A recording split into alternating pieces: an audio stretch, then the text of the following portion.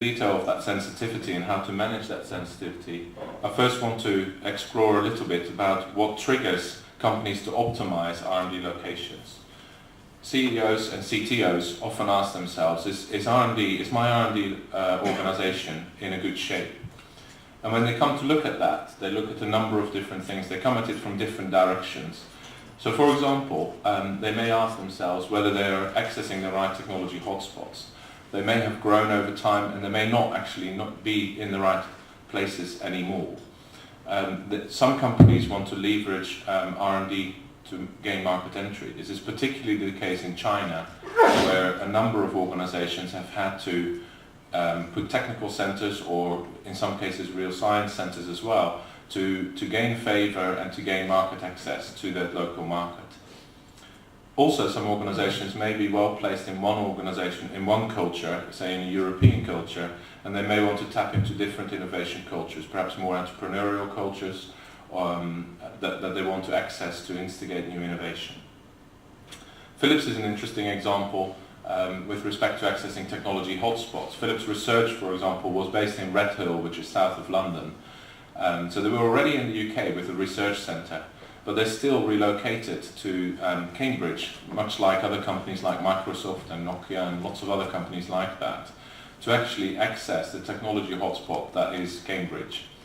And so you can see that companies are actually really doing this as well. So they want to be where the action is, and they want to be in the middle of it and not on the fringes. And that is really important about this. On the other side of the spectrum, companies may also look at changing their R&D locations and their R&D organization due to cost pressures in some cases. So they may want to reduce cost, but essential in this dilemma is to retain critical mass as well, so you are not creating long-term damage for your R&D. Companies have gone through lots of mergers and acquisitions over time, and as a result of that, I, for example, worked on a project with respect to material engineering, where a company had bought lots of different smaller companies over a period of time, and basically ended up with lots of small pockets of R&D in lots of different locations, but without the critical mass. And what they wanted to do is they wanted to actually see where should they build the critical mass in the locations they already had, or perhaps in new locations, and where should they wind down some of the R&D as well. So finally, of course, there's the outsourcing of R&D, which also some companies wonder whether they should do that and to what extent they should do that. Once you know what the trigger is and what's triggered the question about changing your R&D locations, there are still another element, and that is your starting point. And different companies have very different starting points, and it's a little bit, the optimizing of R&D and the process you go through is a little bit like optimizing your weight. And I'm one person who can talk about that, because I like my cakes. Basically, some organizations are a bit like a big giant walrus. They're become quite large, they've grown over time, evolved into different beasts, sometimes quite big.